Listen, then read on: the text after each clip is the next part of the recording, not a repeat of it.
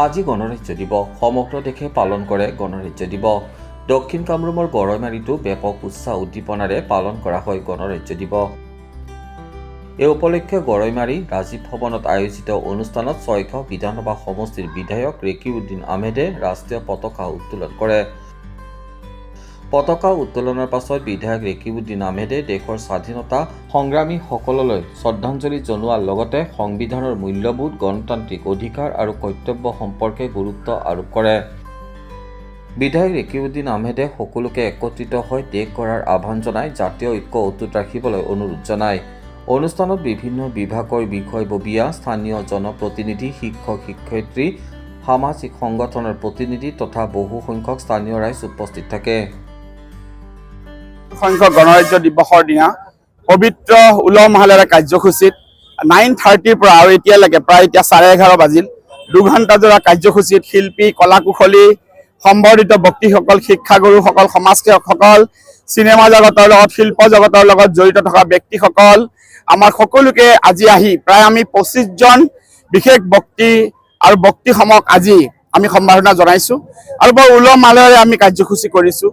আমাৰ ইয়াতে 15 আগষ্ট আৰু 26 জনে সুন্দৰকৈ আমি এনেকৈ সদায় আয়োজন কৰোঁ।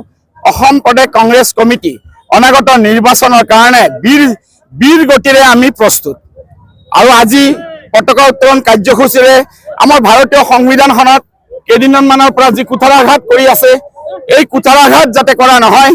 আজি কেইটামান দিনৰ পৰা যি কুঠাৰাঘাত চলি আছে, এই কুঠাৰাঘাত যাতে নহয়।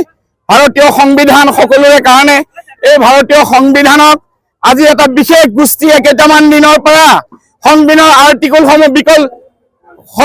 আৰ্টিকলসমূহ বিলুপ্ত কৰিবলৈ বিচাৰিছে, ভাৰতবৰ্ষৰ জনতাৰ স্বাধীনতা সৰ্ব কৰিবলৈ বিচাৰিছে। তাৰ বিৰুদ্ধে আমি বিস্তৃতভাৱে আলোকপাত কৰিছোঁ। কি পৰিপ্ৰেক্ষিতত ডক্টৰ আম্বেদকাৰ চাহাবৰ নেতৃত্বত ভাৰতবৰ্ষৰ সৰ্ববৃহৎ সংবিধানখন ৰচনা হৈছিল। ভাৰতবৰ্ষ এখন শক্তিশালী গণৰাজ্য আৰু আজি আমি এইবিলাক কথা সোঁৱৰাই দিছোঁ। বীৰ বীৰাংগনা সমগ্ৰ ভাৰতবৰ্ষৰ, অসমৰ বীৰ বীৰাংগনা কিদৰে পাৰ্টিচিপেট কৰিছিল, ভাৰতীয় জাতীয় কংগ্ৰেছৰ কি ভূমিকা আছিল, ভাৰতবৰ্ষৰ জাতীয় কংগ্ৰেছৰ কিমান ডাঙৰ ডাঙৰ নেতাসকলে কিমান ছেক্ৰিফাইচ কৰিছিল, এইবিলাক কথা আলোচনাৰ বিষয়। আৰু আজি বিভিন্ন উন্নয়নমূলক আলোচনাও, আমি উন্নয়নমূলক কাম এইদৰে কৰিছোঁ যে এইবিলাক যদি গধূলি হৈ যায় তথাপি আমাৰ শেষ নহ'ব। কিমান শ কোটি টকাৰ স্কিম আপোনালোকৰ সন্মুখতে আমি বেকত কৰিলোঁ, আপোনালোকে আশীৰ্বাদ কৰিব। অনাগত ভৱিষ্যতত মই 3টা টাৰ্ম, প্ৰথমবাৰ 64,000, দ্বিতীয়বাৰ 76,000, তৃতীয়বাৰ 96,000 আৰু এইবাৰ চমৰীয়া সমষ্টিত আমি 1.5 লক্ষ ভোটৰ ব্যৱধানত ভাৰতীয় জাতীয় কংগ্ৰেছৰ কেণ্ডিডেট আমি জয় কৰাই ৰাহুল গান্ধী, প্ৰিয়ংকা গান্ধী, মল্লিকাৰ্জুন খাৰ্গে সাহেব, জিতেন্দ্ৰ সিং, মহামহিম সভাপতি গৌৰৱ গগৈ ডাঙৰীয়াৰ হাতত আমি অৰ্পণ কৰিম। ভাৰতীয় জাতীয় কংগ্ৰেছে সমগ্ৰ অসমৰ 126টা চিটৰ ভিতৰত 10টাৰ ভিতৰত চমৰীয়া সমষ্টিয়ে কম্পিটিশ্যন কৰিব আৰু উন্নয়নমূলক ধাৰা আপোনালোকৰ মাজত কিমান প্ৰকল্পৰ ওপৰত আলোকপাত কৰা হ'ল আপোনালোকে নিশ্চয় শুনিছে। কিমান শ কোটি টকা আমি সমাপন কৰিলোঁ আৰু অনাগত ভৱিষ্যতৰ পৰিকল্পনাৰ ওপৰতো আধা ঘণ্টা জোৰা বক্তব্য আজি আগবঢ়োৱা হৈছে।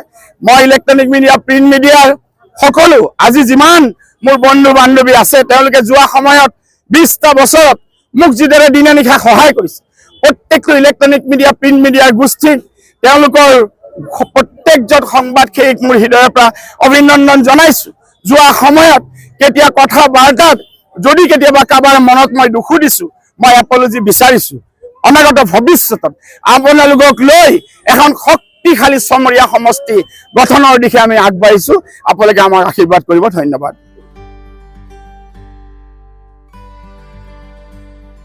তদুপৰি বিধায়ক ৰেকিবউদ্দিন আহমেদে অৱসৰপ্ৰাপ্ত শিক্ষকসকললৈ মানপত্ৰ প্ৰদান কৰে।